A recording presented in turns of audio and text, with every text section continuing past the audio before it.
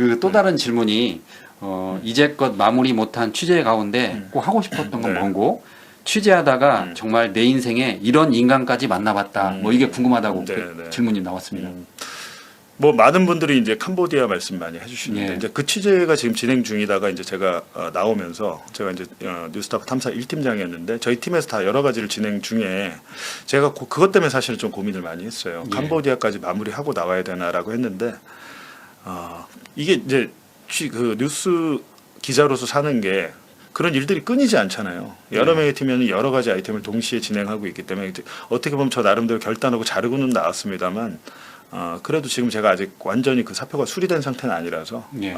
이달 중에 저희 기자들이 캄보디아로 들어갑니다. 어. 네, 들어가서 현지 취재를 또 하고 저도 개인적으로 뭐 아직은 뉴스타파 소속이기 때문에 그 개인적으로 진행하고 있는 부분이 있고 해서 그 취재는 아마 마무리가 될 것 같고 전에 한번 제가 말씀드린 권성동 관련 뭐 그런 거를 이제 매불쇼나 이런 데서 말씀드린 적이 있는데 그거는 제가 그 제 개인 채널에서 아마 좀 하지 않을까라는 예. 생각이 있고 그냥 많은 제보가 오고 제가 봤을 때 이건 정말 알려야겠다라고 생각하면 제가 뉴스타파를 퇴사했지만 뉴스타파와 뭐 계약을 맺고 할 수도 있는 협업할 거고, 수도 있는 할 거고. 수도 예. 있는 거고 아니면 뭐 PBG수첩이랑도 할 수 있는 거고 뭐 매불쇼 뉴스공장에서도 할 수 있는 거잖아요. 지금 저희가 말할 수 있는 스피커들은 너무 많아져서 예. 중요한 것은 그 스피커에 어떤 내용을 담는 컨텐츠가 더 중요하잖아요. 예. 근데 그 부분에 대해서는 뭐 그래도 아직 뭐 그런 게 있습니다. 뭐 끝까지 좀 마무리를 해야 될 것들은 캄보디아가 있는데 그거 말고 제가 근본적으로 제가 JTBC 때부터 관심을 가졌던 것은 사실 전 정치적인 이슈를 잘 다룬 적이 없거든요. 그냥 탐사 보도라는 것은 주로 옛날 일에 묻혀졌던 거, 안 알려졌던 거를 뭐 발굴을 해가지고 알리는 거잖아요. 탐사 보도. 근데 탐사 보도가 정치 현안과 같이 맞물려 가는 경우는 별로 없습니다. 사실은. 예. 지금 현재 진행 중인 수사나 재판에 대해서 하는 건 없거든요. 거의. 그거는 그냥 일반적인 정치사회 보도라고 할 수 있죠. 근데 제가 이제 JTBC에 있었을 때는 이규현의 스포트라이트는 정통 탐사 프로그램에 있었기 때문에 그때 당시에 11.6 그 김재규가 박정희를 총살한 11.6 궁정동 총격 사건에 대해서 당시 이제 군사법원에서 이 김재규와 부하들을 재판하면서 녹음했던 보안사령부의 그 비밀 녹음 테이프를 그때 입수를 해서 보도를 했어요. 그때 3부작으로 예. 하면서 그냥 하기에는 그때 제 생각에는 테이프 내용을 보니까 당시에 수사 기록도 입수해서 그러니까 우리가 통상 재판을 받으면 저도 지금 재판을 받고 있지만 제가 하는 말들이 공판 조서라는 거에 담깁니다. 공판 네. 녹취록이에요. 그게 공판 조서 증인들이 와서 하는 말이 지금 우리가 경찰과 검찰에서 하는 말은 증거 능력이 없습니다. 예. 법원에서 법원에서. 법정에서 하는 말만 증거 능력이 있기 때문에 되게 중요하잖아요. 예. 근데 11.6 재판의 공판 조서를 입수를 해서 그 옛날 건데 굉장히 그 당시에 하여튼 뭐 우여곡절로 굉장히 그것도 그 양이 방대한데요. 근데 그 재판을 녹음한 음성 테이프가 있잖아요. 예. 테이프와 공판 조서의 내용이 다른 거예요. 와. 네. 그리고 여기 지금 김재규 부하들이 고문 폭행, 진술 강요 이런 데 대해서 증언을 법정 증언을 했는데 공판 조서에 단 한 줄도 안 들어가 있어요. 안 들어가 있고. 예.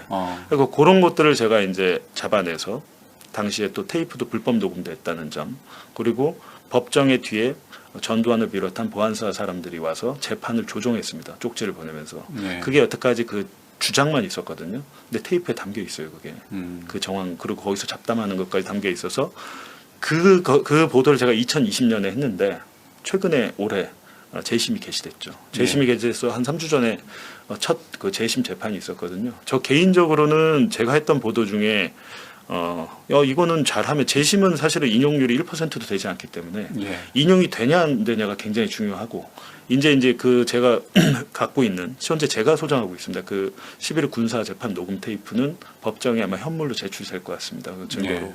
그렇게 돼서 만약에 지금 이 김재규와 부하들이 주장하는 것은 내란 목적 살인은 아니었다라는 거거든요. 윤석열과 같이 자기가 올해 장기 집권하려고 한 게 아니고 아니다. 자기의 범죄를 덮으려고 한 것도 아니고 정말로 김재규의 본인 주장처럼 민주주의 회복을 위해서 내가 총을 쐈다.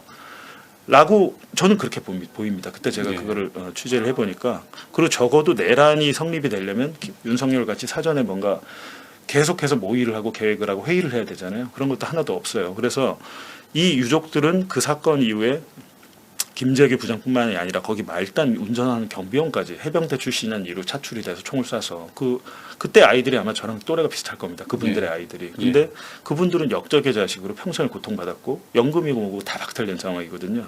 취업 제한도 엄청나게 받았을 거 아닙니까? 그분들에 대해서 명예회복을 좀 하고 현대사의 김재규의 11호 그 거사는 내란 목적 살인이 아니고 단순 살인이다. 라는 그런 취지의 재심이기 때문에 제가 했던 보도로 인해서 그 역사의 한 줄기, 큰 줄기의 그 내용이 바뀐다면 그거는 굉장히 좀 의미가 있는 의미가 거예요. 있다고 보고 그 재판에 제가 계속 들어갈 겁니다. 네. 취재의 그 선 굵기가 다르네요. 근데 그때는 JTBC 그때는 회사에서 좀 전폭적으로 밀어줬습니다. 손석희 사장이 있을 때고 예. 이규현 국장이 있었을 때라서 예. 지금 홍보수석. 네, 지금 네. 홍보수석 하시는 분이 전폭적으로 회사에서 지원이 있었고 그리고 이제 아까 저 질문 중에 미완의 취재라는 게 하나 있는데 그거는 칼 858 사건인데 1987년 예. 11월에 미얀마 상공에서 우리 대한항공 국적기 858기가 추락했잖아요. 예. 근데 제가 처음에는 이 제보 유족들이 막 제보를 했을 때는 그거를 뭐 내가 어떻게 하나라는 생각을 하잖아요. 당연히 그렇죠. 미얀마에서 있었던 일이죠. 그렇죠. 그런데 이제 어떤 계기로 인해서 제가 현장에 갔습니다. 미얀마. 예. 그러니까 아마 그 사건이 일어나고 그 858기가 추락한 그 미얀마의 안다만 해역이라는 데가 있어요. 우리 그 남해 그 세월호 침몰한 맹골수 뭐 이런 데 같이 거기 갔는데 세월호가 침몰한 데 그 바다 해류나 이런 것보다도 깊이나 보다도 더 얕아요. 그뭐 맹골수도 같이 엄청난 해류가 있는 것도 아니고 이거를 왜 인양을 못하고 여태까지 안 했을까라는 의문이 들더라고요. 그래서 네. 그때 제가 스포츠에서 방송을 했는데 제가 갔다 온 이후에 그 대구 MBC 신병철 기자 또 다시 가요. 거기를 예. 다시 가서 저는 그때 방송 때문에 방송 스케줄 때문에 그 사고 지점에 나갔다가 수중 탐사를 못했습니다. 그게 그렇잖아요. 남의 나라에 가서 거기까지 가는 것도 미얀마에 가서 양곤 수도에서 경비행기를 타고 어디를 또 가가지고 거기서 미얀마는 아직 그 시골인데 진짜로 우리 옛날에 한 60, 70년대 시골처럼 슈퍼에만 전화 한 대 있고 배를 타려고 하면은 항구가 없습니다. 그냥 배가 이렇게 있으면 우리가 그냥 다 들어가서 타야 돼요. 조그만 배를 타고 진짜 네. 그렇게 우리로 치면 통통배 같은 걸 타는데도 항구가 없기 때문에 그렇게 진짜로 옛날 우리 시골 같은 그렇게 돼 있는데 거기 가서 보니까 이건 가능성이 있겠다라는 걸 했고 나중에 대구 MBC 신명철 기자가 수중 촬영을 해왔는데 발견을 한 거예요. 그게 858 그만한 동체는 858 이외에는 없거든요. 없으니까. 여객 기 아니고서 전투기는 그런 기계 아니라서. 그렇죠. 그래서 이제 제가 생각하기에는 저희가 처음에 보도했을 때 문재인 정권이었고 이낙연 국무총리실이나 당시 청와대 시민사회수석실에서 굉장한 관심을 보였고 외교부가 예산 편성까지 했었어요. 거기 찾으러 가려고. 왜냐하면 우리가 지금 이렇게 세계 경제 경제 서열 10위라는 나름대로 잘 나가는 국가라고 스스로 자부하면서 당시에 200명 가까운 우리 자국민이 완전 실종된 거잖아요. 근데 그 사고 원인도 모르고 그냥 사고 원인이라고 밝혀진 거는 당시에 노태우가 당선될 때 대선 당일에 마유미라는 사람이 선거 당일에 마유미가 모든 신문 일면을 장식을 하잖아요. 이 사람이 테러범이다. 북한 간첩이다. 그래갖고 그게 선거에 엄청난 영향을 미쳤잖아요. 나중에 그게 안기부의 무지개 공작의 일원이었다는 사실도 나왔는데 지금도 그 무지개 공작 문건의 앞에 몇 장 외에는 뒤에가 전부 다 비공개돼 있어요. 그래서 가장 좋은 방법은 그 동체를 끌어올리면 되거든요. 세월호 같이. 물론 세월호도 지금 정확하게 그 사고 원인이 나오진 않았지만 그 비행기는 좀 얘기가 다릅니다. 왜냐하면 그 마유미는 사제 폭탄으로 폭파시켰다고 그랬거든요. 근데 폭파의 형태냐 아니면 단순 뭐 조종사의 실수였냐 아니면 그 기체 이상이었냐 그거는 그냥 나오면 그 동체가 나오면 알 수 있는데 이상하게 거기에 대해서 우리는 단 한 번도 우리 정부는 노력을 한 적이 없어요. 유품도 하나도 안 나왔다고 합니다. 유품도. 그러니까 이런 이상한 일들이 있었는데 이걸 왜 여태까지 아무도 얘기하지 않을까? 라고서 이제 최근에 이제 그 대구 MBC 신병철 기자랑 통화를 해서 지금 이제 저희가 그 동체가 있는 그 바다란 게 막상 가보시면 아무것도 없잖아요. 거기 좌표가 있습니까? 이종표가 있습니까? 정말 망망대해거든요. 안다만 해역이라고. 근데 거기에 지금 저희가 좌표를 찾았기 때문에 크게 그게 뭐 동체란 게 무겁기 때문에 움직이지 못했을 것이고 그 대구 MBC 김명철 기자랑 함께 협업해서 가려고는 하는데 문제는 미얀마가 제가 갔을 때만 해도 아웅산 수치 민간 정부였는데 군부가 장악을 했습니다. 군부가 쿠데타를 일으켜서 아웅산 수치가 다시 연금이 된 상황이라 근데 제 생각에는 미얀마라는 곳은 우리가 어찌됐든 뭐 경제적인 차관 지원이나 이런 데를 하는 나라로 알고 있고 외교적으로 풀면 가능하거든요. 야 우리가 우리 자국 국민을 국민인데, 예. 유해를 모시겠다는데 그걸 협조 안 할 이유가 없잖아요.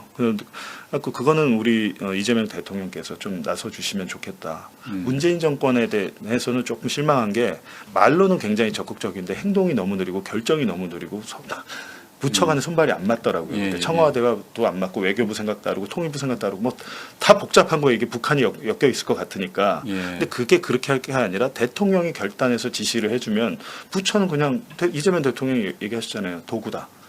국민을 위한 도구잖아요. 그럼 자국민 유해를 송환하기 위해서 그 도구들은 일을 하면 되는 거거든요. 대통령이 결단해 주시고 뭐 미얀마와 당연히 우리 정부가 얘기를 할 수 있는 그 여지는 충분히 있다고 생각합니다. 그 조금 전에 그 대통령 결단하셔서 네. 제가 떠오르는 건데 이번에 그 KTV 영상 네. 전 국민에게 공개됐잖아요. 네. 그것도 대통령 결단 때문에 그렇습니다. KTV가 얼마나 황당한 짓을 했냐면 제가 네. 뉴스타파를 와보니까 JTBC 있었을 땐 제가 저작권 걱정을 잘 안 했어요. 예.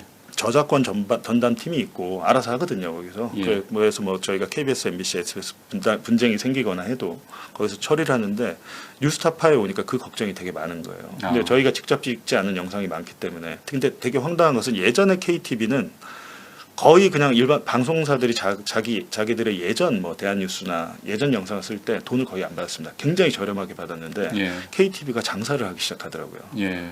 굉장히 예전과 다르게 그래서 이상한 짓 많이 했잖아요. 김건희 네. 황제 관람서부터. 네. 그러니까 예. KTV가 완전히 망가진 상태였기 때문에 그 대통령의 말씀처럼 KTV는 국민의 자산이거든요. 그렇죠. 그 국민 세금으로 운영하는 건데 국민이 예를 들면 저 같은 일개 유튜버가 그 KTV 콘텐츠를 해서 새로운 콘텐츠를 만들면 그게 콘텐츠 그 시장을 활성화시키는 일인데 그런 거를 정부 자산이고 국민 자산인데 못하게 한다? 말이 안 되는 거를 대통령이 정상화시켜 놓은 그렇습니다. 거죠. 예. 그러니까 이번에 저희도 그 KTV 영상을 쓰는 과정에서 그러니까 어떻게 출발을 했냐면 저희가 이제 최근에 조회수가 많이 나오니까 네. KTV 영상 그러니까 어디서 출발하냐면 KTV가 그 민방하고 몇 년 전에 그 MOU를 맺었어요. 네. 그때 성경환 사장 때 그때는 사장이었을 겁니다. 성경환 원장이었을 네. 때 성경환 원장이 지역 민방들과 함께 MOU를 맺으면서 KTV 자료를 마음껏 써라고 했었어요. 근데 그 뒤에 이제 바뀌었잖아요. 네. 그 저희가 쓰려고 그러니까 저희한테 전화가 왔어요. 쓰지 말라고 저작권 때문에. 그래서 쓰지 않다가 이재명 정부로 바뀌어서 네. 저희가 썼거든요. 네. 그랬더니 이제 저희한테 이제 소송을 하고 그다음에 구글에 전화를 해서 채널을 폐쇄한다고 위협까지 했어요. 그러니까 그래서 제가 이제 네. 김남국 소통 비서관한테 전화를 해서 이건 좀 맞지 않잖냐. 그랬더니 대통령이 이제 이거를 다 전 국민 거라고 개방하라고 그 말 한마디가 결국 이제 다 그렇죠. 풀어진 거죠. 그러니까 대통령이 얘기를 해도 이 공무원 사회라는 게 네. 정말 잘 안 바뀌더라고요. 그러니까 네. 검찰 개혁 같은 건 정말 쉽지 않은 거죠. 그렇죠. 공무원들 복지부동이 아니라 뭐라고 하셨더라? 낙지부동. 네, 낙지부동. 네. 그거 정말 적절한 표현이더라고요. 제가 공직에 있었거든요. 한 5년간. 그때 방통위 네, 있었죠? 방통이 있었는데 네. 그 말이 무슨 말인지 압니다. 그리고 정권이 바뀔 때마다 정말로 바람보다 먼저 눕고 바람보다 먼저 일어나는 게 공무원인데 예. 그거 대통령 말처럼 공무원 잘못은 아니에요. 공무원은 원래 그렇습니다. 어쩔 수 예, 없죠. 원래 네, 그렇기 네. 때문에 그 어느 나라 아니 미국 공무원, 스위스 공무원, 스웨덴 공무원 다 그래요. 공무원의 속성이 그렇기 때문에 그 속성을 알고 이해하고 통치 행위를 해야 되는 거죠. 그거를 이해 못하고 경험이 없는 사람이 통치를 했을 때 윤석열 같은 사람이 검찰 공무원밖에 안 했잖아요. 예. 검찰하고 일반 공무원, 행정직 공무원은 성격이 완전히 다릅니다. 그러니까 내 평생을 수사밖에 안 해보고 그것도 맨날 조작 수사, 남 뒤집어 씌우는 수사, 죄 없는 사람한테 뒤집어 씌우고 힘있고 기득권들에게는 또 죄를 경감해주거나 빼주고 이런 일을 했던 특수부 검사 출신이 통치를 하니까 이 일이 일어난 거죠. 네. 그 공무원들은 딱 이미 알았을 겁니다. 아, 얘 위험한 애다. 최대한 아무것도 하지 그렇죠. 말아야겠다, 예. 내가. 거기서 적극 부역한 애들은 지금 다 드러나고 있잖아요. 근데 일반적으로 정말 정통 공무원들, 행정고시 출신들이나 공직에만 계셨던 분들은 윤석열 같은 사람 오면 일 거의 안 합니다. 예. 나중에 나 감옥 갈 수 있다는 생각을 하거든요.